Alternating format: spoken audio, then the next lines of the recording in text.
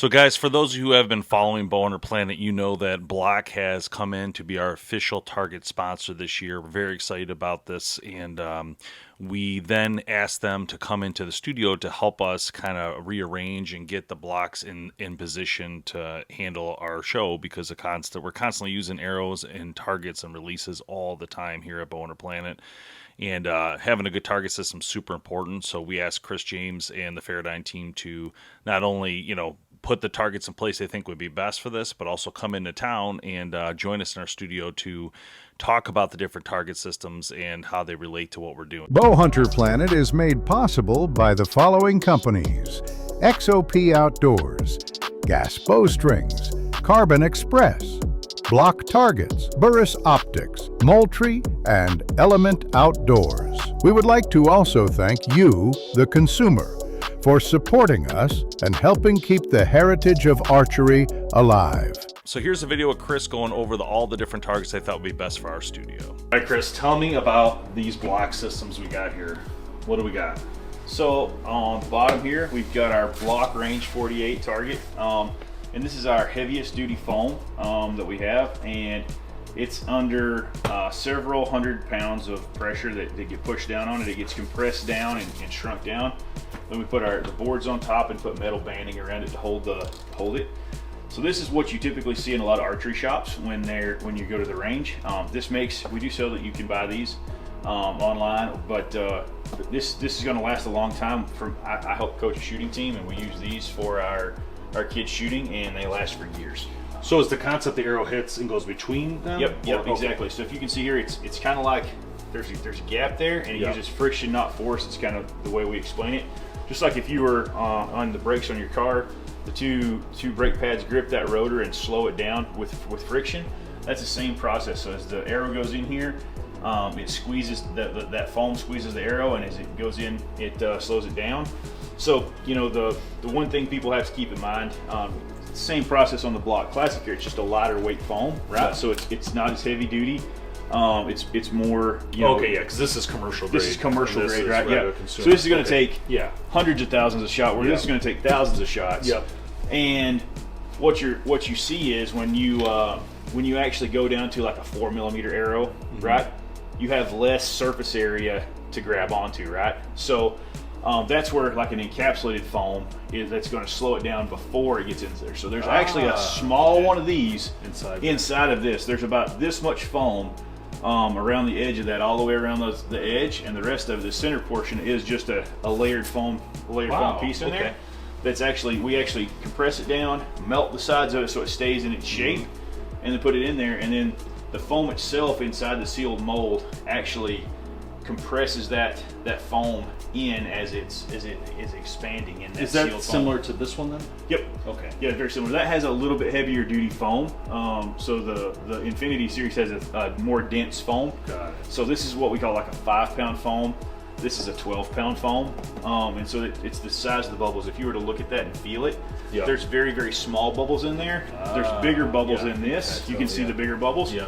So the smaller the bubble, the heavier the density of the foam is. Let's talk about broadheads. Which targets can handle that, which can't? All of them. Wow. Right. So that's the cool thing about the layered foam is you can shoot broadheads with the layered foam and pulling them out. Now, if you're shooting a Block Classic or one of these, I will recommend the broadhead will probably be sticking out the back. Yeah. Unscrew the broadhead. Don't yank it out, because you're going to harvest those layers out of the middle of it, and it's going to cut down the life of the foam. So you screw the broadhead off, pull the arrow out, and then that'll make it last longer. If you're going to set one of these up at home, what we recommend doing is this thing's awesome for home. It's not even that heavy, guys. No, it's easy to get in. Yeah, it's like 200 pounds, which sounds like a lot, but we roll these. We roll these out for every practice. 2 people can handle it, no problem, if you're carrying it. But we typically take and we put tape where you make a plus sign on it. So if you're sighting in at long range, you can actually use the plus sign to set your horizontal and your vertical independently. Yeah, because you can actually see this where it goes. And then that also makes people not put a target right in the middle.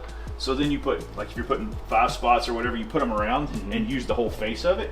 Another little trick.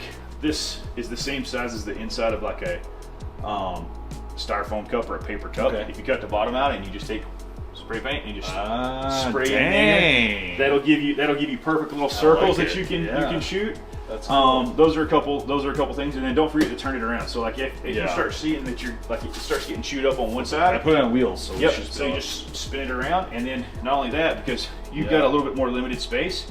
So before you spin it around, just roll it. So yeah, I you was can just just saying, you roll were it. saying that you can roll So it. you can roll it and then flip it. So you actually get like you get a lot more, different, yeah. a lot of different angles, because most people when they're shooting at it, no matter what height they have it, they have a spot that when you like to shoot straight into it. Yeah. Most people, so they're Makes going to want to sense shoot when you this. put the logo, so you can go any direction. Yeah, any direction. It doesn't matter. You can just flip as well. Yeah, you just flip it up like that. So, and, you can almost see it a little bit they're going that way. Yep. Yeah, whatever way Yep. to see. That's cool. and then this is actually a 6-sided target. So this is a 2-sided target. So you can shoot the top and the bottom. way. So we actually put a few little aiming spots here. Oh, yeah. But this one, the top and the bottom are more for broadheads. So you can kind of see the little cutout here of what it actually looks like on the inside. Yeah. Okay. Or if you look in here, you can see the open Oh, layered there foam it there. is. There it There's is, the yeah. actual foam itself. But if you want to make the target last as long as possible, shoot your 4 sides with your field points, and then use your broadheads in here. So that's actually going to go through the layers instead of in between it. Yeah. And that'll even lessen the amount of the slivering that you're going to get. But the same here. We try to make sure they're offset, right? So like where the diamonds are here good are idea. the opposite of here. Smart. And when you're looking at the vital zone here, like so that vital zone, so it's not, it's right here.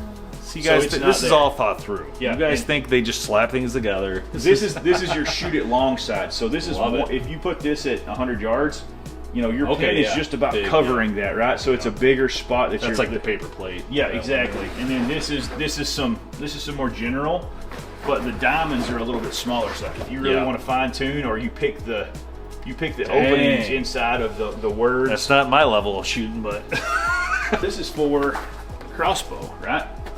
See how this is supposed to line up with your crosshairs, right? And these are all little crosshairs, right? So it's giving you that's basically that's really helpful, actually. it tells you, it should, basically on this side will tell you how much these are. I think these are 2-inch right here. Oh, So dang, that's smart. so if you're actually if you're trying to figure out how much to adjust your scope, it'll give you an idea of where to adjust your scope. But then sweet. this gives you a ton of spots to aim at, so you're not shooting the same spot over and over and over and over. Wow, I can't believe how helpful that would be for sighting in. That's really something.